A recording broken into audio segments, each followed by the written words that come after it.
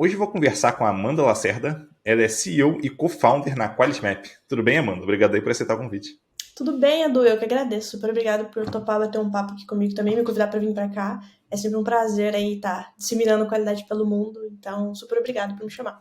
Imagina, eu queria te pedir para você contar um pouquinho mais sobre você, né? Eu falei que deu uma introdução bem básica e tal. Acho que vale o pessoal ouvir um pouquinho mais. Claro, com certeza.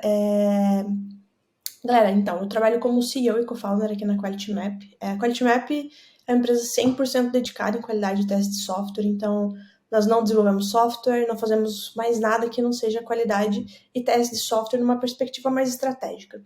Então, eu tenho aí mais de 10 anos de experiência trabalhando na área de qualidade de testes mesmo, porém já em diferentes projetos, diferentes setores, diferentes áreas, tanto no Brasil quanto na Europa. Hoje eu moro em Portugal, a Quantimap é uma empresa portuguesa e recentemente nós fomos para o Brasil, começamos a atender clientes no Brasil, mas ela é portuguesa mesmo.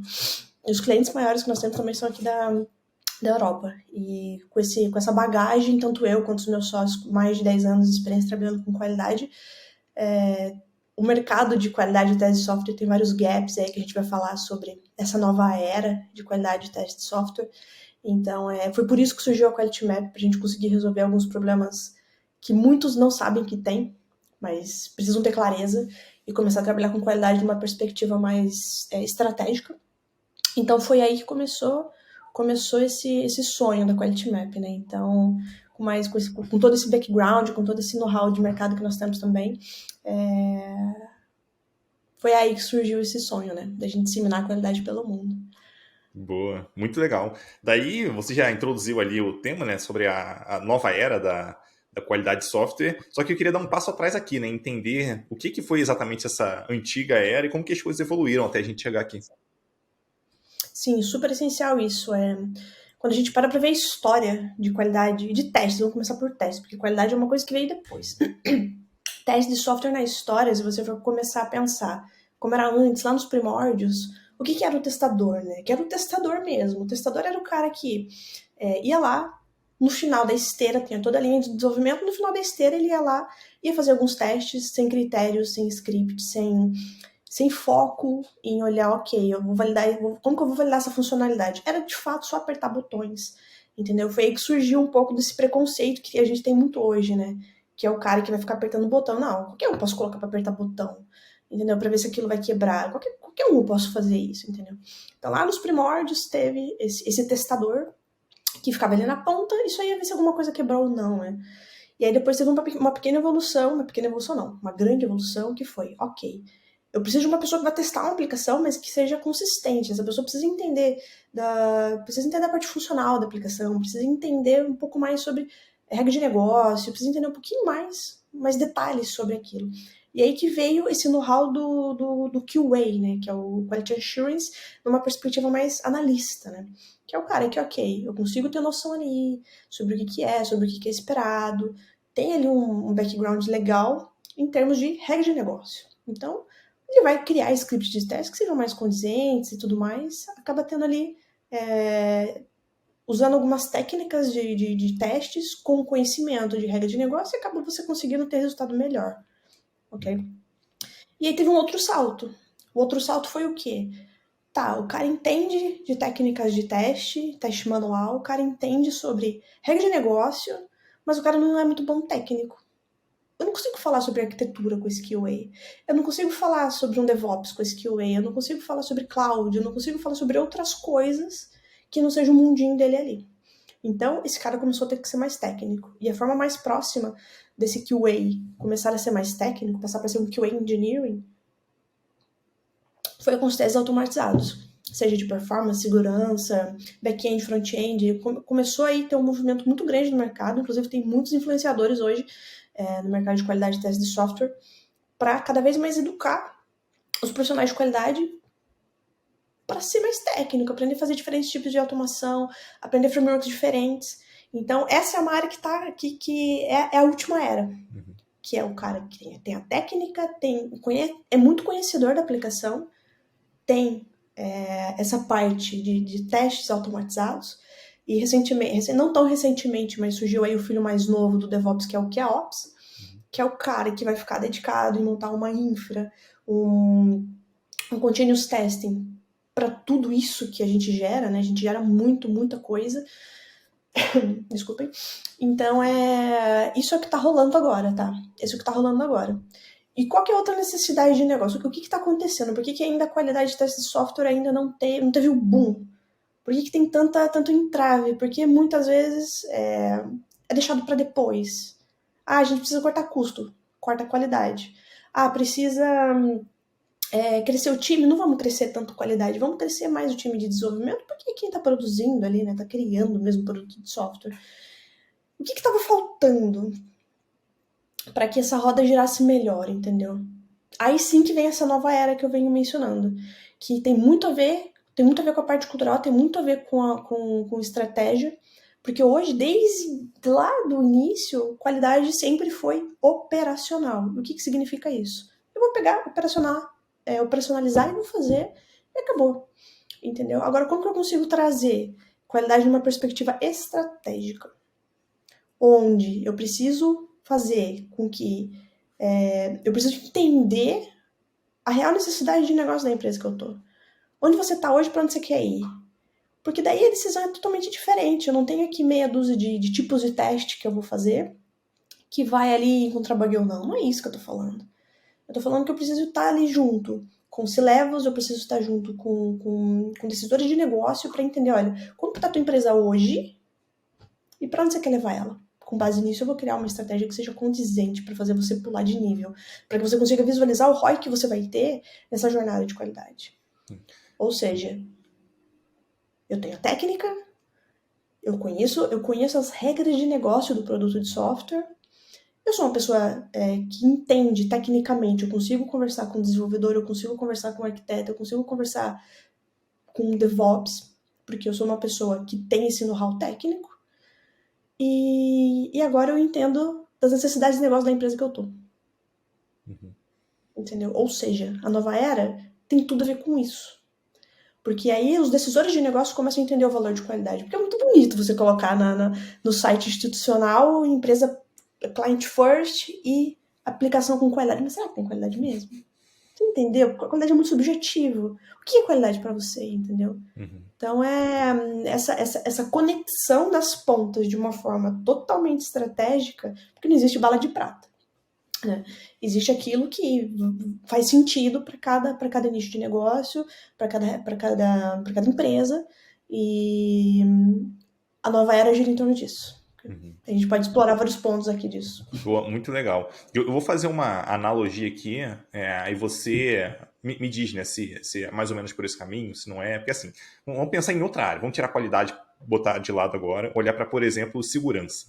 Quando a gente fala de empresas que precisam muito de segurança, e algumas delas, enfim, estão num contexto mais crítico, vamos dizer assim, talvez instituições financeiras e tal, só para dar um exemplo aqui, nessas empresas é natural que a gente tenha um time de segurança ali, que a gente olhe segurança de uma forma estratégica também, né? Então a gente tem que incorporar isso no processo de desenvolvimento, a gente tem que testar a segurança em vários níveis, né? Seja no baixo nível no código, nas dependências do código, em produção a gente roda alguns scans ali para garantir que a gente está dentro do que é esperado no tema segurança. Agora, em qualidade, eu suponho que seja algo parecido ali, né? Então a gente tem que estar próximo em todo o processo de desenvolvimento, então desde especificações, tá? Eu entendo como que eu vou conseguir testar isso aqui, como que eu vou conseguir garantir a qualidade disso aqui e tal, até quando chega no ambiente de produção, cara, como é que a gente consegue garantir que em produção isso está rodando com uma qualidade legal? Tem algum teste que talvez a gente possa fazer no ambiente de produção para poder estressar isso um pouco mais? Ou talvez antes de chegar em produção a gente faz um teste diferenciado ali para garantir que a gente não vai ter problema, para minimizar os riscos que a gente tem? Enfim, então eu enxergo que talvez existe um paralelo aí, né? Por exemplo, segurança, qualidade, elas são bem parecidas nesse sentido. Sim, qualidade tem tudo a ver com segurança, sim, com certeza. Até porque tem toda a estratégia de segurança, mas também tem testes de segurança, tem pentests, né? Que é uma coisa que é super essencial. Fala de fintech, fala de empresas... Para mim, fala de empresas que coletam qualquer tipo de dado e não tem essa preocupação, entendeu? Às vezes, eu até brinco, às vezes. Já aconteceu no passado de eu ser cliente de uma empresa, E ter um contato não só como cliente, mas como troca figurinhas a nível de qualidade de teste de software. E é uma empresa que é uma fintech. Eu não vou mencionar, mas é uma fintech. E aí, quando a gente entrou nesse assunto de segurança, eu falei, não, a gente tem segurança, a gente trabalha na segurança nessa perspectiva, mas a gente não faz, por exemplo, pentests. Eu falei, como assim não faz pentests?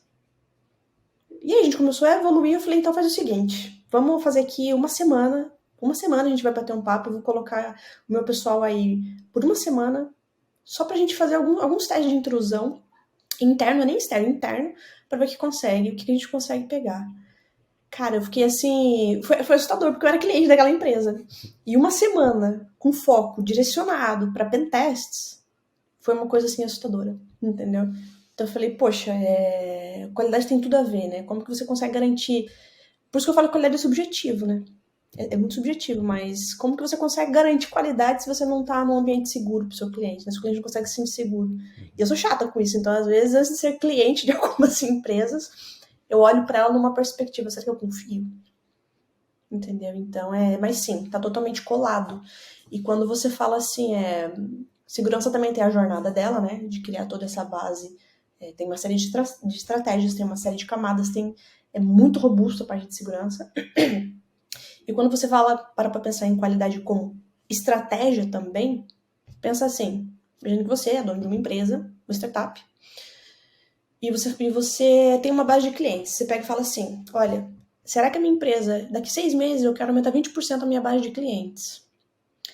Só que vai ser abrupto, porque eu vou lançar uma promoção e a gente vai sair do que a gente está hoje e a gente vai, assim, em questão de poucos dias, subir para 20%, vai aumentar em 20% a nossa base de clientes. Será que a gente vai dar conta? Como que a gente vai saber que a gente vai dar conta? Será que a gente precisa de performance, carga, estresse? Porém, não é só pegar e começar a fazer, mas mapear quais são os principais fluxos que vai ter esse boom. Como que a gente consegue fazer uma rastreabilidade do comportamento que vai acontecer quando for acontecer mesmo esse boom de 20%? Isso tem a ver com testes. Eu consigo criar estrategicamente testes para uma decisão de negócio. Uhum. Entendeu? Então não é só fazer parte de toda a jornada, é fazer parte da jornada do produto de software, mas entender para onde a empresa está indo para que eu possa criar essas estratégias que sejam condizentes, seja ela com segurança, seja performance, seja usabilidade, experiência do usuário, acessibilidade, que é tão essencial. Então tem várias pontas que eu consigo juntar para dizer, olha, cara, tá sensacional. Tem aqui um selo de qualidade, né? Vamos assim dizer. É uma visão assim bem alto nível e eu acho super curioso, né? Quando a gente começa a falar de problemas mais complexos, o quanto que a gente se beneficia de trazer pessoas talvez de background diferentes, né, com conhecimentos diferentes para poder contribuir para aquele mesmo problema. Então, uma pessoa de engenharia, ela vai olhar o problema de um ângulo, uma pessoa de qualidade vai olhar de outro, uma pessoa de segurança vai olhar de outro, e por aí vai. Né? Então, de dados ali, talvez vai olhar de outro. Então, a gente traz essas pessoas ali para conseguir entender melhor o problema que a gente está lidando, para conseguir gerar uma solução que atenda ao negócio. Basicamente é o que a gente está buscando na maior parte do tempo, né? Gerar uma solução ali que atenda ao negócio, que vai evitar que a gente tenha problema mais para frente. Sim, só que o que acontece? No caso de produto de software, quando você fala vou criar um software, é muito mais simples de você entender essa conexão, né? É muito mais simples, porque é uma dinâmica diferente. Agora, quando se trata de testes, parece que é o cara que vai estar lá só no final da ponta, ainda tem esse mindset, entendeu? Quando eu pergunto, e assim, é bizarro, eu converso com muitos levels mesmo. E é uma pergunta simples, eu falo assim, você consegue me dizer métrica de qualidade que vocês têm aí, que garante que vocês têm qualidade? Tipo, você consegue deitar a tua cabeça no travesseiro e ficar tranquilo, porque sexta-feira, 6 horas da tarde, vai subir uma nova versão pra produção e você vai deitar a tua cabeça no travesseiro e vai dormir relaxadão? Não, acho que não. Jamais faria uma entrega na sexta-feira. Porque não tem essa confiança, entendeu? Então isso já é um indício de que, putz, por que você não olha pra isso? Por que qualidade sempre pode ser deixada para depois? Por que no teu site institucional diz que a aplicação de vocês tem qualidade, mas você não consegue botar a tua cabeça no travesseiro? Entendeu? Então essa qualidade deixa para depois tão nocivo, mas tão nocivo. E cada vez mais as empresas estão começando a entender nisso porque estão começando a perceber o impacto financeiro que isso causa. Tá? Então, isso é uma outra pergunta que eu sempre faço. Você tem noção do quanto que... Qual é a perda financeira que você está tendo por falta de qualidade? Uhum. Não faço a menor ideia. Quanto está custando um retrabalho? Quanto custa um retrabalho, né? As empresas não medem isso, não tem essa métrica. Um exemplo que eu posso dar aqui para você é uma fintech, inclusive, no Brasil. Esse foi no Brasil? Foi no Brasil. O time de engenharia, no período de 6 meses, eles investiram lá 6 milhões de reais com o time de engenharia. Tinha desenvolvedores, gerentes de projeto, a galera toda de engenharia. E a gente fez esse estudo, foi um estudo complexo, porque foi 2 meses. Foi 2 meses de estudo lá. E nesse estudo o output foi, olha, desses 5 milhões que vocês investiram, 2 milhões e 300 foi de retrabalho. Retrabalho, quase metade do dinheiro que vocês investiram no time de engenharia foi para retrabalho. Vocês tinham noção disso? Vocês têm noção que o Go Horse faz com vocês? Vocês têm noção que o débito técnico faz? Entendeu? Então tem várias formas de você mensurar isso, entendeu? Então, quando você começa a mostrar que qualidade não é só lá na ponta apertando o botão, ou só um teste automatizado rodando, com observabilidade, tudo bonitinho, não é só isso. Qual a qualidade do teu processo? A mensagem que você está passando da tua empresa, ela está conectada com a entrega que você está fazendo em termos de qualidade? Tá? Não tá? Então transcende, entendeu? Transcende a forma tradicional.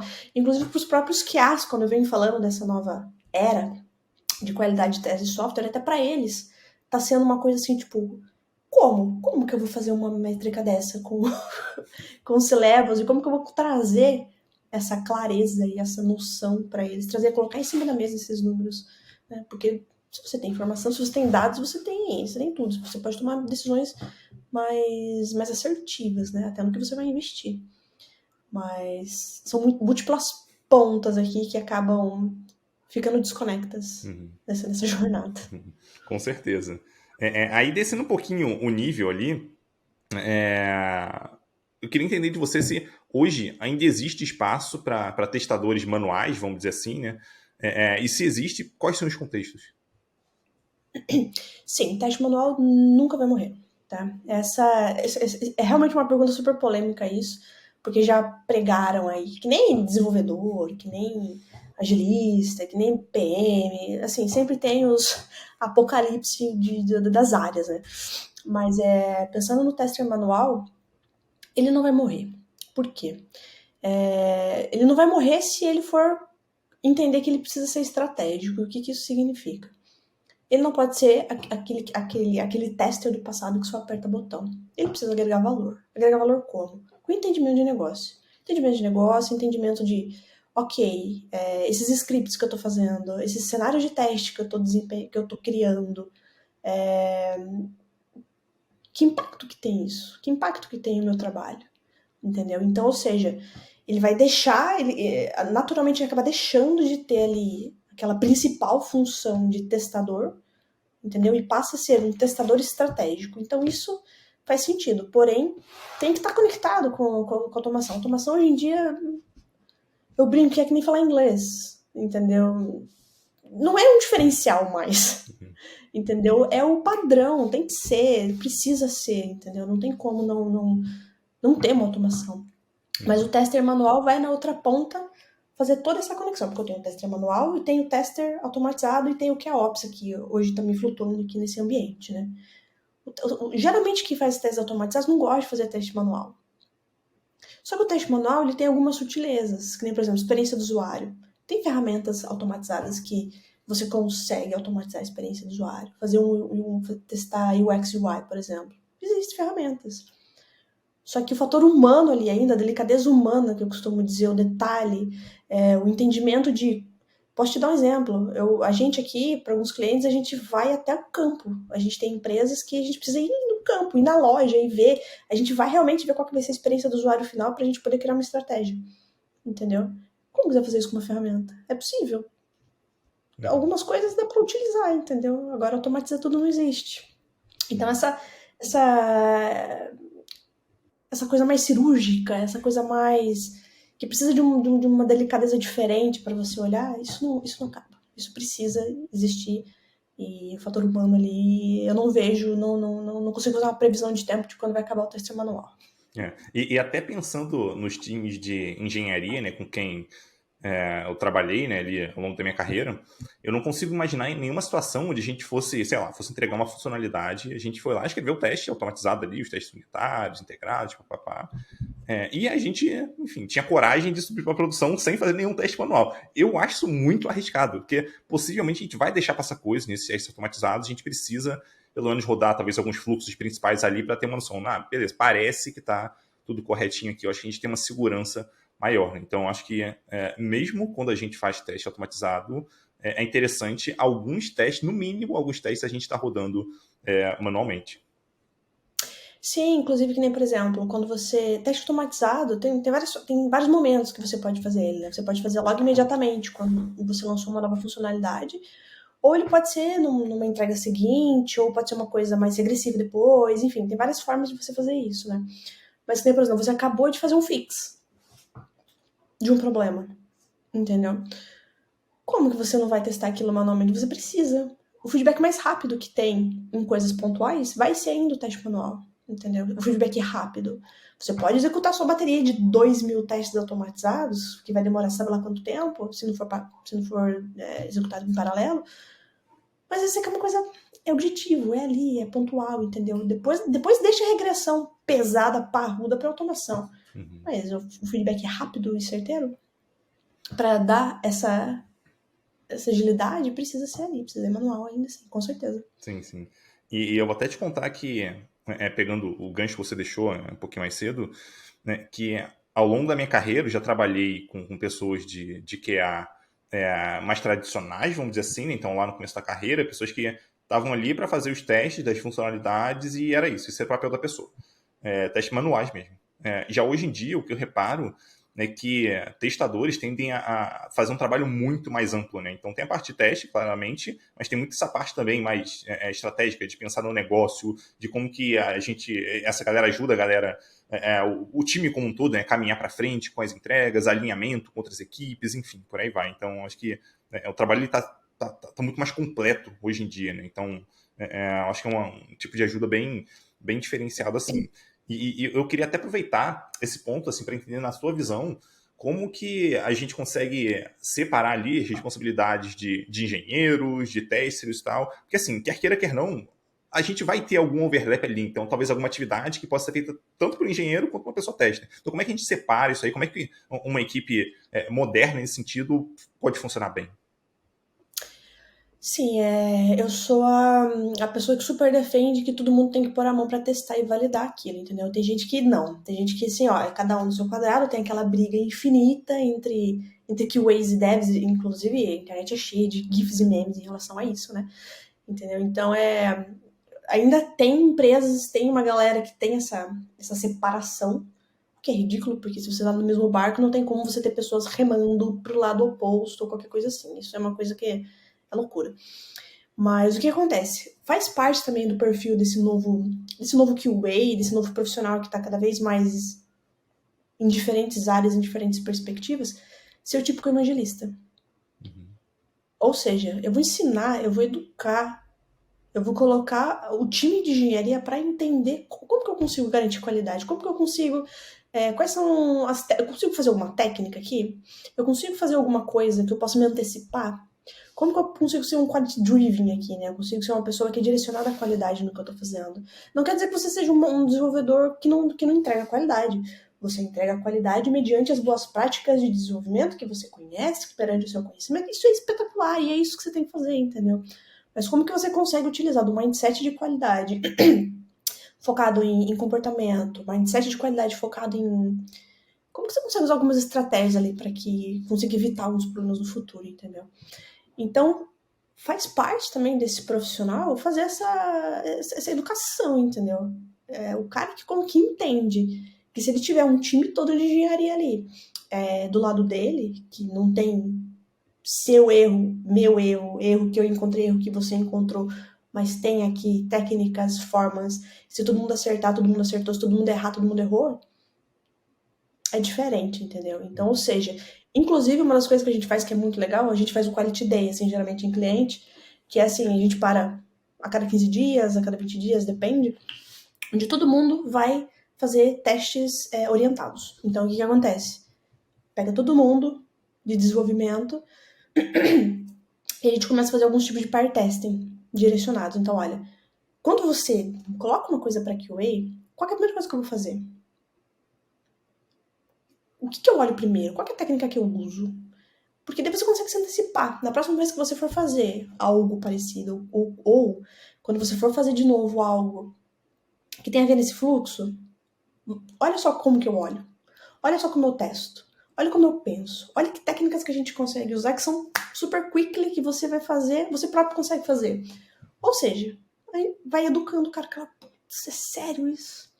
Aconteceu até, tem uma coisa engraçada, aconteceu de desenvolvedores virarem no futuro QAs, futuros QAs, de fazerem mentorias e tudo mais, porque falaram assim, caraca, eu preciso fazer como se fosse um ano sabático em QA, onde eu vou ficar trabalhando com qualidade, porque eu preciso entender o que esses caras estão falando. Não foi um ano, né, mas já aconteceu de ficar, 3 meses, 4 meses, uma pessoa dedicada, um grupo de pessoas dedicadas, e, cara, foi bizarro, assim, sabe? Mudou totalmente a forma como que esses caras desenvolviam. Porque começou a ver essa ótica diferenciada. Então, eu defendo que todo mundo precisa testar, todo mundo precisa pôr a mão. Isso não significa que o papel do QA é substituível, porque cada um tem o seu ramo, cada um tem a sua especialidade, a sua técnica, e as coisas se complementam, né? Isso pode até depender, imagino eu, vamos dizer assim, da maturidade do time em relação à qualidade. Então pode ser que o time esteja num estágio muito inicial, essa pessoa que o QA vai ficar muito próximo, ajudando o pessoal a se desenvolver. Pode ser que não, pode ser que o time já seja mais maduro nesse sentido, essa pessoa que o QA ela vai atuar talvez de uma forma um pouco mais estratégica. Né? Então, imagino, depende do cenário também. Sim, com certeza, com certeza. Inclusive depende da experiência que as pessoas já tiveram com o QAs no passado, entendeu? Já histórias assim, de brigar, de jogar café na cara, tipo assim, como assim, Nossa. entendeu? De coisas assim, entendeu? Então, como assim? Como que você vai querer evangelizar uma pessoa, explicar a importância daquilo, sendo que a pessoa já tá com uma crença super limitante enraizada, super enraizada, de que aquilo não tem valor, de que aquilo vai te trazer gargalo, que aquilo que aquilo vai mais te atrapalhar. Porque o que desenvolvedor quer? Eu tenho backlog, eu preciso passar aquele backlog, eu preciso mandar pra frente, entendeu? Principalmente em ambiente de startup é mais frenético ainda. Então, quando um time de engenharia tem essas crenças limitantes em relação à qualidade, acaba sendo mais complexo ainda, entendeu? Agora, quando o time é mais júnior, você consegue ali, é um quadro branco, né? Então você consegue modelar, você consegue fazer uma coisa assim. Quando o time já é mais sênior e já sofreu, tipo, cara, já sofri com qualidade, eu sei os impactos que tem a gente não fazer isso antes. Também é uma forma diferente. É muito mais estratégico porque você consegue aglomerar experiências ali para criar uma coisa bacana. Mas e aí tem a galera que tem uma experiência ruim, e a galera que tem experiência ruim é a galera mais difícil de ter acesso. Imagino. Daí eu queria trazer um ponto aqui que eu imagino que você já tenha passado por isso inúmeras vezes, que imagina que tem, sei lá, um time tá ali trabalhando em alguma entrega, daí o time fala, não, agora não dá tempo de trabalhar com testes aqui, eu pensar muito em qualidade, porque a gente tem que ter um prazo muito curto para entregar, né? Nesse cenário, como é que você costuma lidar com o time? O que você fala? Talvez, enfim, que momentos ali realmente pode fazer sentido, né? Você deixar a qualidade de lado temporariamente para você focar na entrega? Se é que existe esse contexto aí. Eu costumo brincar, o único momento que não faz sentido ter qualidade é quando quando você começou a sua startup lá é um MVP em WordPress. Ou quando o seu MVP é um Excel. Eu costumo brincar com isso, mas sim, acontece esse cenário, sim. Cada cenário não existe uma bola de prata, né? Existem situações e situações, né? Mas sim, a gente já teve que pular fase de teste, a gente já teve que deixar testes para depois várias vezes. Isso acontece. Isso acontece. E quando que acontece isso? Principalmente quando tem uma coisa que é release blocker, né? Uma coisa que vai bloquear o usuário, toda a jornada dele. Então é uma coisa que precisa ser corrigida muito rapidamente, liberada muito rapidamente. E nesse fluxo, às vezes, é uma coisa que foi corrigida de madrugada. E aí já de manhã foi lançado, e agora? Entendeu? E agora? Como que a gente olha para essas coisas? Principalmente quando é bug crítico, quando é uma coisa assim que pulou tudo. Pulou todos os passos, foi uma coisa totalmente atípica. A gente costuma olhar quando que aconteceu aquilo, por que aconteceu aquilo e aonde que foi os principais pontos de falha. E como que a gente consegue evitar que uma coisa parecida com aquela aconteça de novo ou aquilo próprio aconteça de novo. Então, logo após essa ida para produção, esse fix que pulou todas as fases, ele é analisado para criar algum plano, seja para criar um teste automatizado, seja para o que for, precisa ser olhado. E é natural acontecer, é super natural acontecer isso, inclusive, entendeu? A questão não é ir uma coisa para produção. A questão é, quanto mais você intensifica a qualidade da empresa, menor é a criticidade das coisas que vão para produção, entendeu? Então, antigamente você tinha 20 bugs críticos em produção. Você intensificou a qualidade, vai pular etapa? Claro que vai pular etapa. A gente põe para produção e depois a gente vai olhar aquilo. Isso vai acontecer, é normal. Porém, isso tem que ser exceção, isso não pode ser uma regra, né? Isso não pode sempre estar acontecendo. Toda semana vai um caminhão de coisa nova para produção que ninguém olhou. Poxa. A probabilidade de você sair de bugs que são low ou lowest e começar a ir para high highest, ou blocker, ou sei lá o que, é muito maior. Então, eu sempre gosto de trazer clareza nisso, olha. Se isso se tornar comum, sempre estiver acontecendo, a gente não vai conseguir garantir essas métricas ou essa qualidade. Seja quantitativa ou qualitativa, a gente não vai conseguir manter isso. Porém, para exceções, a gente consegue fazer depois. A gente vai criar uma automação depois, a gente vai testar depois. Enfim, a gente pode inclusive fazer testes em produção. Mas são cenários e cenários, só não pode ser algo enraizado. Olha, sempre vai acontecer isso. Aí fica difícil. Eu costumo dizer que, nesse cenário, essa não é uma decisão de tecnologia, né? Na minha visão, essa é uma decisão de negócio. O quanto de risco você está disposto a correr aqui. Você tem noção do que você está puxando para si, do que pode acontecer? Se a pessoa souber e estiver disposta a correr aquilo, beleza, vamos lá, vamos embora.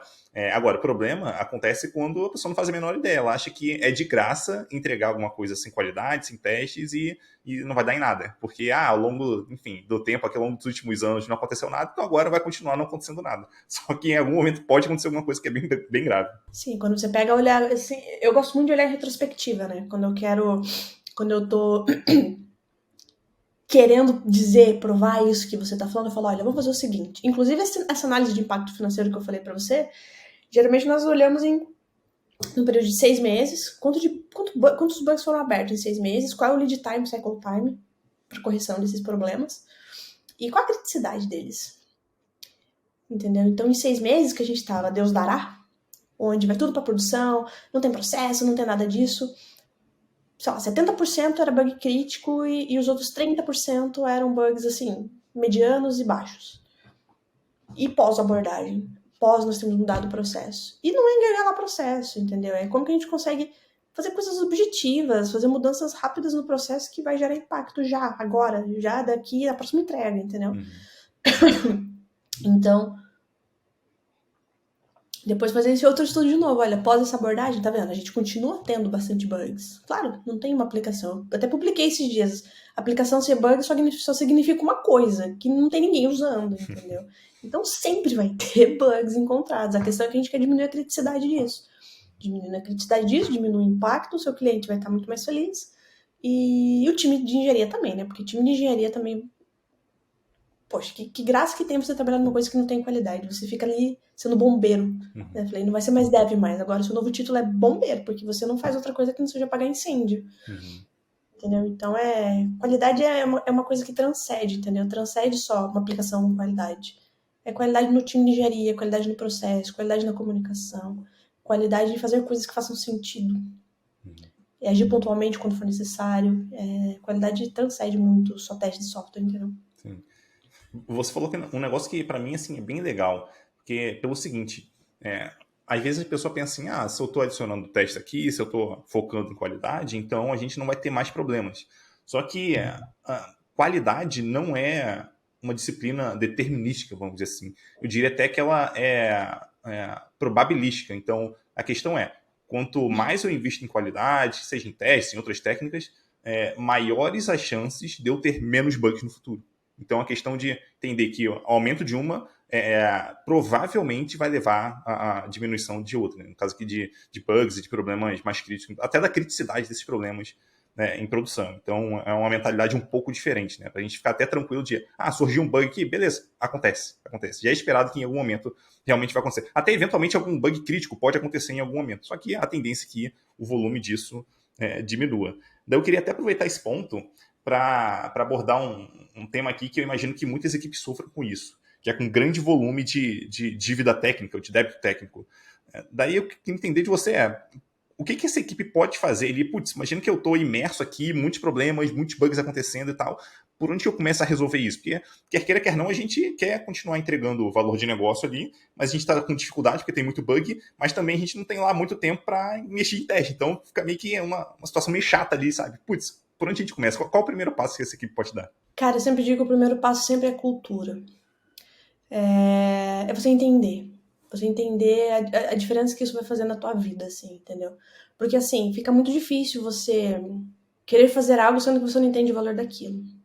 Então, você sabe que você tá perdido numa chuva de bugs, chuva de problema. Times, às vezes, extremamente desmotivados por conta disso. Como que você consegue sair dessa inércia, né? Primeira coisa, se informe. Vai entender sobre cultura de qualidade. Vai entender a essência de qualidade. É essencial isso. É importante. Antes de você começar a usar técnicas, antes de você começar a se planejar para qualquer outra coisa. É importante você entender por quê. Por que é necessário. Você entendeu o porquê é necessário? Cara, tem coisas super objetivas, assim. Eu vou falar uma coisa super óbvia, né? Quando você para pra pensar em teste, geralmente deve falar assim, não, mas eu testo, faço teste unitário, né? Tipo, tô de boa, faço teste unitário. Cara, teste unitário é essencial. Isso daí é quase que, sei lá, eu acho que é quase uma obrigação. Mas não é todo mundo que faz. É a primeira coisa da skip também, né? É deixar pra depois. Mas você, pontualmente, ter clareza dos principais pontos de fragilidade do que você está fazendo. Ou seja, você entendeu cultura? Mesmo que você não tenha teste unitário, tá? A gente pode pular esse passo aí. Você entendeu os pontos de fragilidade do que você já desenvolveu no passado. Ou seja, para de codar um pouco e olha pro teu histórico. Do teu histórico como desenvolvedor. Vamos falar unitariamente aqui. Do teu histórico como desenvolvedor. De tudo que você desenvolveu até agora, o que mais... Em que momento, ou melhor, o que você mais vem falhando como desenvolvedor? Onde que você consegue, onde que você deixa pular coisas? É integração? São coisas unitárias? É falta de entendimento de uma user story, porque às vezes é a história do balanço, né? Um explica uma coisa, outro entende outra coisa, outro implementa outra coisa, outro testa outra coisa. Então, qual que tá sendo o ponto de problema real? Porque às vezes você é um puta de um desenvolvedor, você é super experiente, é sensacional, mas a falta de qualidade às vezes transcende o que você está fazendo, porque tem outros problemas para serem resolvidos. Então, para de desenvolver, vamos olhar para o processo, que tem alguma coisa aqui que está dando errado? Às vezes olha para os bugs que foram abertos de coisas que você fez. Esses bugs geralmente são relacionados aqui, são críticos. Se são críticos, como que a gente consegue que no futuro a gente não erre nesses pontos que geralmente estão sendo repetido, né? É sempre o mesmo ponto, é sempre a mesma criticidade, é sempre o mesmo fluxo. Entenda padrões, entendeu? Então, principalmente quando você está nessa chuva de bugs, você conseguir entender os seus padrões como desenvolvedor, tá? Eu digo isso unitariamente. É a principal dica que eu dou para dev. Entenda os seus pontos. E olhe para o processo como um todo. Fica na visão de águia, né? E aí você consegue ter mais clareza de onde está o problema. O problema não é tecnicamente que eu não sei fazer o que fui contratado para fazer. O problema é que quando chega uma user story para mim, ela não é clara. O problema é que o PO muda a regra de negócio a cada 5 minutos durante uma sprint. O problema é que o cliente nunca sabe o que ele quer. O problema ou seja, onde está o problema? Uhum. Aí, com base nisso, você consegue, se você for uma pessoa mais sênior, se você for uma pessoa que é líder de projeto ou qualquer coisa assim, falando de liderança aqui, você consegue acionar outras áreas ou você consegue acionar pontos chaves para que possa ajudar na sua trajetória de codar, porque codar vai ser no final, entendeu? É no final. Tem todo um caminhão de coisa que precisa ser definida antes, que geralmente tem problemas ali. E você conseguindo ter essa visão de águia, você consegue falar, putz, ok, entendi o problema. Agora, eu começaria por aí. Geralmente eu começo por aí. Uhum. E É, depois vem as técnicas, né? Você fazer alguns testes, é, fazer alguns testes regressivos manualmente, entendeu? Você como desenvolvedor consegue fazer isso não para suas coisas. Eu nunca recomendo dev testar a uhum. própria coisa que ele desenvolveu.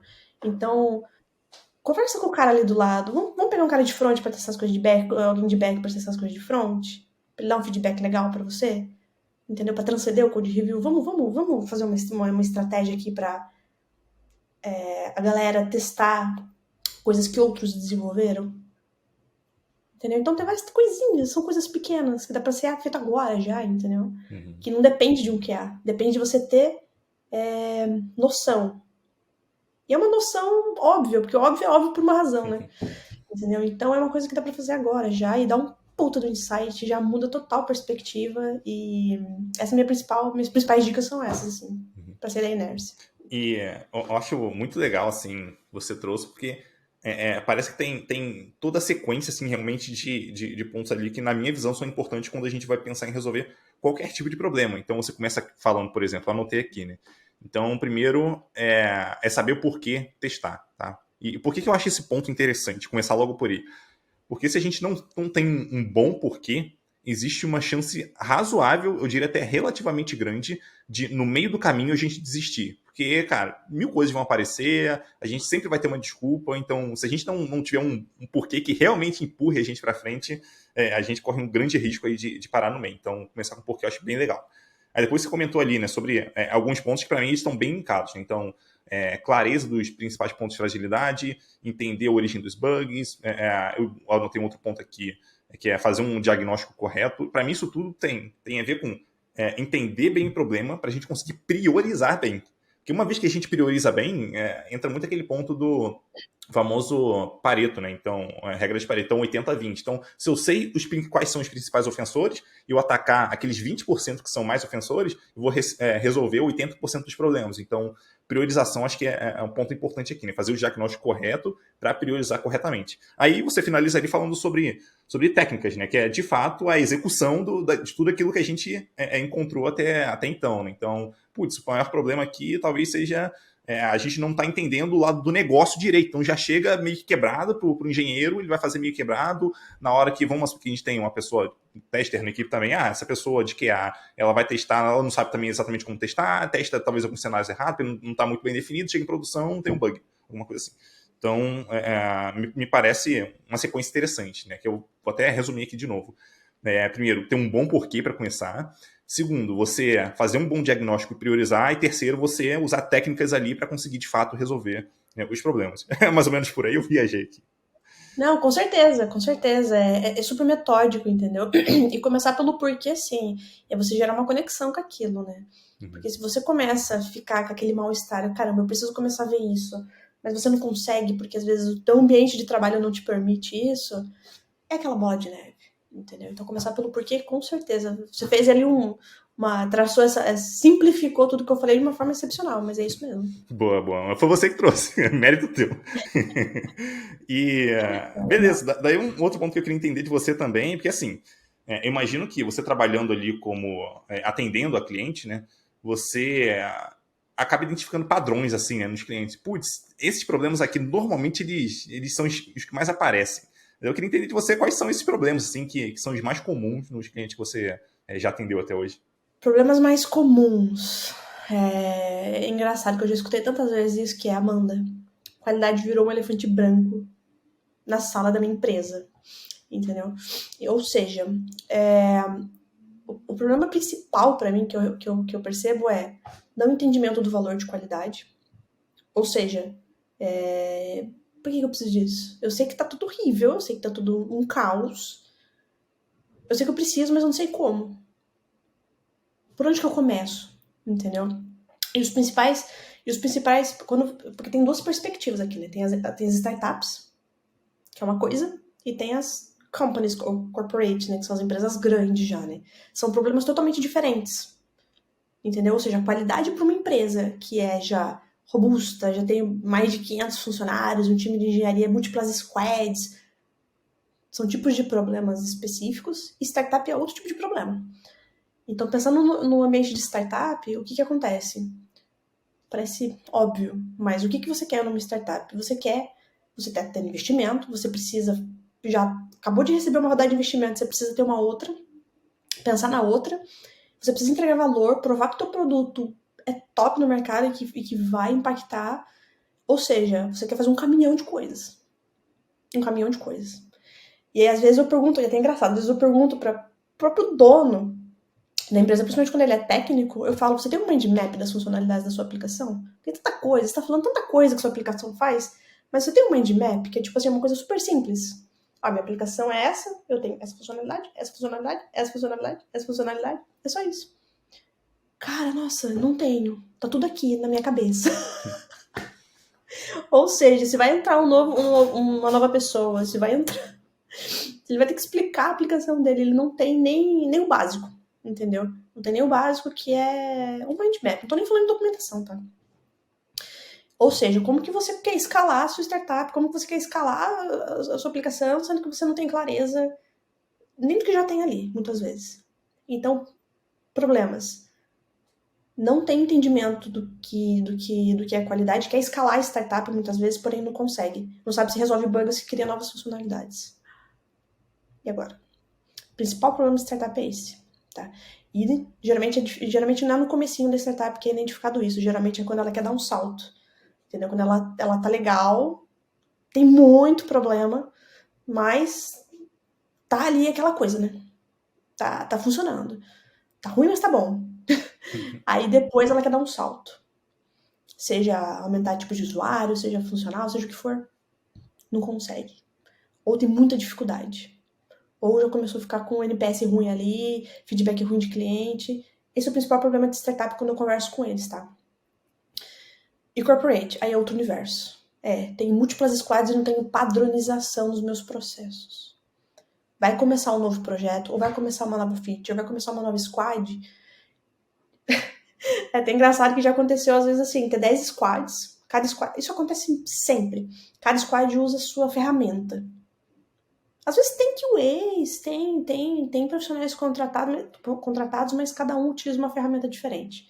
Não tem padronização, não tem métrica, não tem assim um by the book, assim, olha, vai começar a automação? Tá aqui. Vai começar isso? Tá aqui. Vai começar isso? Tá aqui. As boas práticas de qualidade, que vai ser o pilar ali da qualidade dessa empresa, não existe. Entendeu? Então, ou seja, como que a gente consegue criar padrões, boas práticas, uma arquitetura que seja bacana, uma infraestrutura que seja bacana, para que a gente consiga consolidar a unidade de qualidade de teste de software dentro dessa empresa que é corporate. Então, tá vendo que são problemas totalmente diferentes? Uma é, não consigo crescer mais, às vezes consegue crescer, mas não sabe como resolver os problemas de qualidade que tem, e como que qualidade não vai se tornar um problema para mim também. Porque qualidade pode ser um gargalo. Antes eu entregava 20 mil coisas de uma semana, agora eu vou passar a entregar 2, e aí? Então tem aqui uma discrepância de entendimento entre valor e entrega, tá? Então tem esse problema, e no corporate tem essa questão de não tem padrão nenhum, cada um faz o que quer. E software house, então, quando a empresa é software house, né, vai desenvolver softwares para fora, nossa, aí esses padrões sim não é um elefante, são milhares de elefantes nessa. E a gente gravou um episódio recentemente aqui sobre a parte de engenharia de plataforma, né? E pelo que você está comentando, me parece muito que essa parte de qualidade, ela também deveria estar inclusa em algo, né, voltado à plataforma, né? Que seria talvez um arcabouço de ferramentas e de coisas que são úteis para tornar os times ali mais produtivos. Então, envolve, por exemplo, trazer ferramentas ali para, putz, você está fazendo um setup agora do time? Pô, começa desse jeito aqui, com, sei lá, configurando o projeto assim, os testes rodam desse jeito, então o CI já está mais ou menos configurado, está tudo mais ou menos pronto. Né? Então o time já começa sendo muito mais produtivo do que um time que tem que parar, pensar em tudo e possivelmente vai fazer muito diferente do que a empresa já costuma fazer, e fazendo diferente, putz, vai ser mais um projeto que no futuro a gente provavelmente vai ter que mudar muito, porque em algum momento a gente vai ter que criar algum padrão para a empresa, não tem muito jeito, não tem muito como fugir disso. Então, acho que pensar na qualidade, colocar a qualidade como um ponto ali que está incluso, né, na plataforma, né, para dar suporte para as equipes, isso em empresas grandes, tá?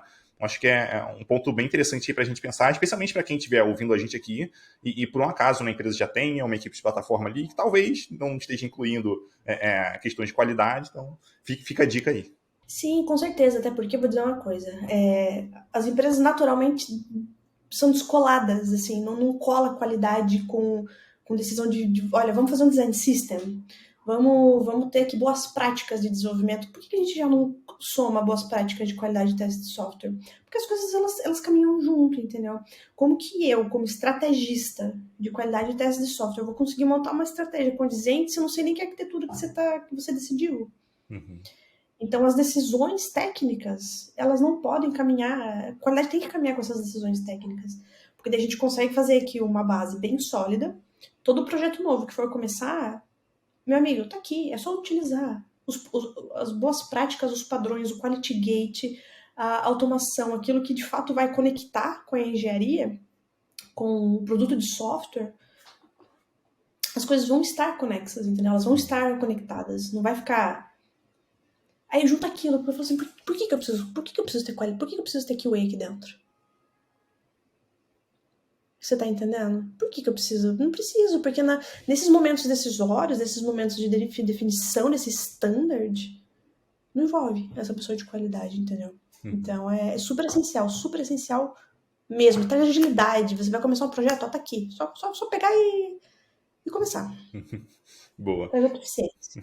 E um ponto mais técnico aqui, hoje, quais são as principais ferramentas que você costuma usar assim nas empresas onde você passa para ajudar o pessoal a ter uma qualidade melhor nos projetos? Cara, eu consigo. São muitas ferramentas, né? A gente utiliza algumas que é padrão, obviamente, mas cada caso é um caso. Mas principalmente em termos de gestão de testes, né? De você conseguir fazer ferramentas que sejam de planejamento, para escrita de cenários, relatórios e tudo mais. A gente costuma usar muito o TestRail, que ele é uma ferramenta que é super simples, porque, assim, para mim não existe isso daquela documentação parruda que ninguém vê, entendeu? Então eu preciso de uma documentação que ela seja útil e que se eu precisar atualizar, eu consiga fazer isso de uma forma super ágil, porque eu não quero perder tempo com isso. Então a gente gosta muito de usar o TestRail em termos de test management. Tem alguns clientes que usam o Gira e tudo mais, e aí tem o X-Ray Test Management Tool, que é um plugin, inclusive foi desenvolvido aqui em Portugal, que é um plugin do Gira para você poder fazer toda essa gestão dos testes. Quem usa o Gira é bacana porque consegue ter todo o traceability ali, a rastreabilidade, desde da user story, as execuções que foram feitas, os testes que foram criados para aquela user story. Então é legal para ter essa rastreabilidade, para a gente conseguir identificar pontos em termos de user story que não estão cobertas por testes. Em termos de testes automatizados, aqui a gente usa bastante mesmo o Cypress e o Playwright. Playwright é uma ferramenta mais recente, que veio para o mercado para bater mesmo no Cypress, que é sensacional essa ferramenta. Tem uma forma de lidar com paralelismo muito bacana. Você pega ali, consegue subir 1000 testes ao mesmo tempo, se você quiser. Então tem uma potência muito grande para você fazer testes em diferentes tipos não só de browser, mas também de mobile, né?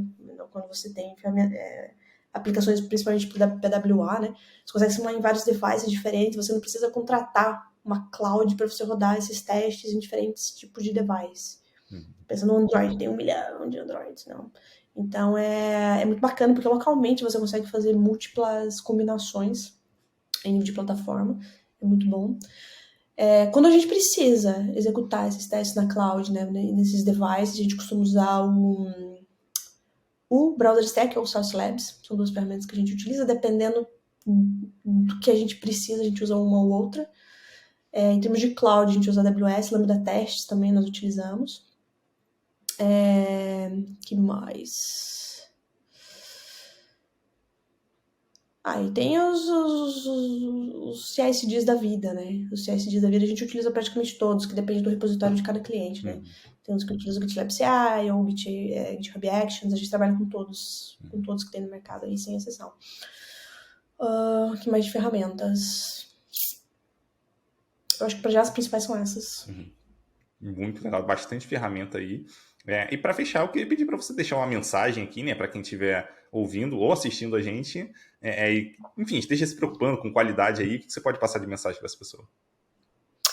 Claro que sim, pessoal. Eu acho que a gente está num momento crucial no mercado para que todo mundo consiga fazer essa transição e esse entendimento cada vez mais intensificado sobre a importância de qualidade. Não só falar, mas de fato agir, fazer. Eu não digo contratar QAs ou contratar uma empresa como a Quality Map, eu não estou dizendo só em relação a isso. Eu estou dizendo em relação a como que você, com passinhos de formiga, com pequenas doses, pequenas gotas aí de cultura, você já consegue fazer grandes mudanças, entendeu? Como que você consegue, às vezes, em um mês, mudar o que o seu time de engenharia tá produzindo, entendeu? Como que você consegue ter pequenas doses de qualidade para que seja um percurso bacana daqui para frente. Então, olhe para a qualidade não como sua inimiga, mas sim como sua aliada. Qualidade é aliada da entrega de negócio, da qualidade, de você ter um produto de software que vai ser perene, ele vai ter longevidade no mercado, você vai conseguir crescer. Então, olha para a qualidade como sendo algo que de fato vai impactar, porque ele impacta. E não demora 6 meses, um ano, não. Com pequenas ações você já consegue fazer, mas tudo começa aqui. Tudo começa aqui. Se você é líder, principalmente se você é líder, e você não tem essa preocupação singela com qualidade, cuidado. Muito cuidado. Porque se você não tem esse mindset, seu time não vai ter esse mindset, a bola de neve é terrível. Entendeu? Então, principalmente se você é líder, a cultura tem que partir de você, para que você possa disseminar o mindset de qualidade por aí e fazer com que as entregas sejam melhores, seu time se sinta mais feliz. Com certeza, o engajamento, porque a qualidade é ponta a ponta, né? Você tem um time feliz, você vai ter uma aplicação legal, você vai fazer com que o pessoal tenha uma percepção mais analítica, mais sistematizada e olhe para a qualidade de uma forma diferente. Então, se você é líder, por favor, essa mensagem que eu quero passar para você. Absorva. Vem falar comigo também, eu tô super disponível para falar. Adoro disseminar qualidade pelo mundo aí. Então, vem falar comigo. Se você não sabe por onde começar, conversa comigo que eu vou te ajudar. Vou te dar insights aqui para começar com essas pequenas gotas de chocolate de qualidade por aí. Muito bom. Muito obrigado, Amanda, pelo papo aqui. Foi muito legal. Um abraço aí e até a próxima. Obrigada, gente. Grande abraço para vocês aí. Um abraço de qualidade e até a próxima. Falou. Tchau, tchau.